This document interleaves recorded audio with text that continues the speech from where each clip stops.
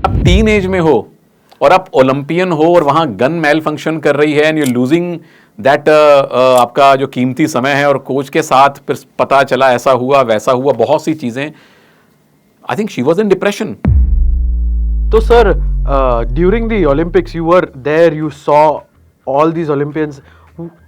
Was there anyone, apart from hockey, who positively stunned you, like positively surprised? Ki, wow, this is someone that India can count on to be a real medal hope. We were not expecting. ऐसा कोई जो आपको बहुत positively surprised किया कि, okay, this is an actual proper Indian Olympian medalist हो सकता है. I'll be honest, पहला नाम मनु भाकर का दिमाग में आएगा, बिकॉज एक ओलंपिक में 2 मेडल इससे पहले हमें मिले नहीं हैं, वो भी शूटिंग जैसे स्पोर्ट में जहां आ रहे थे फिर एकदम से रुक गए medal. But again very honestly speaking, जिन जिन प्लेयर्स से हमारी पर्सनल सबकी आशा थी वहां कम मेडल मिले हैं। जितने मेडल आए हैं individual medal, most of them were surprises actually. Manu Bhaker का इसलिए कह रहा हूं क्योंकि टोक्यो ओलंपिक्स में जो उनके साथ हुआ, उनकी वो गन मेल फंक्शन करना, फिर कुछ और खबरें आई जो अच्छी नहीं थी, and we all know about Manu Bhaker. किसी भी स्पोर्ट्स पर्सन के लिए इस सदमे से निकलना बड़ा मुश्किल है। And she was what, I think 19 और 20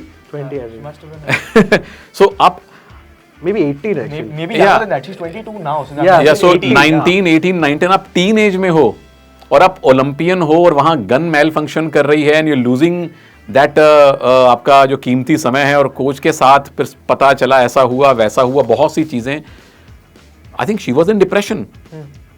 हमारा थोड़ा सा हेडेक हो जाए तो हम परेशान हो जाते हैं।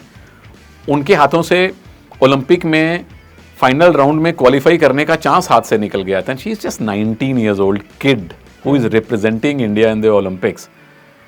उस डिप्रेशन से निकलना, खुद को मोटिवेट करना कि मुझे ये स्पोर्ट दोबारा से खेलना है, और फिर क्वालिफाई करना, मेडल्स जीतना, ओलंपिक में जाना, 2 मेडल जीतना, ये फेरी टेल से कम नहीं है। क्योंकि दुनिया हमेशा आपकी सफलता देखती है, आपने क्या अचीव कर लिया वो पता होता है। अचीव करने के पीछे की कहानी हम सुन सकते हैं, समझ नहीं सकते। थोड़ा सा समझ सकते हैं, उसे जी नहीं सकते। जब मनु भाकर अपनी फैमिली के साथ आई थिंक केरला में ही हॉलीडे कर रही थी, रूम के अंदर बैठ के क्या सोचा होगा कि वो जो पानी की केटल को पकड़ के दोबारा से प्रैक्टिस करनी शुरू की बैलेंस बनाने के लिए, दोबारा से स्क्रैच से शुरू करना, हम लोग इमेजिन भी नहीं कर सकते। हमारे तो करियर में या इनफैक्ट लाइफ में छोटा सा सेटबैक आ जाए हम लोग परेशान हो जाएंगे। अगर मनु कम बैक ना करती दुनिया भूल जाती, या कम बैक करने की कोशिश करती और कामयाब ना होती फिर भी दुनिया भूल जाती। बट ना सिर्फ मनु भाकर ने कम बैक करने का सोचा, मेहनत की, कम बैक किया और वो करके दिखाया जो पेरिस से पहले कोई इंडियन कर नहीं पाया था। That's a beautiful fairy tale, beautiful fairy tale. दुनिया को सिर्फ सफलता याद रहती है। और आज भी हम लोग अगर आपस में ही बात कर लें कि पेरिस और टोक्यो में जिन जिन लोगों ने इंडिविजुअल ओलंपिक मेडल जीते हैं, सबका नाम लिखो, हम सबका नाम नहीं लिख पाएंगे। हमारी मेमोरी इतनी छोटी होती है ओलंपिक स्पोर्ट्स को लेकर। हॉकी टीम के स्क्वाड में कौन से प्लेयर थे, 1 मिनट लगेगा सोचने में, उनका नाम लिखने में। तो ओलंपिक का मेडल जीतना, 2 मेडल एक बार में जीतना, ये छोटी बात नहीं है।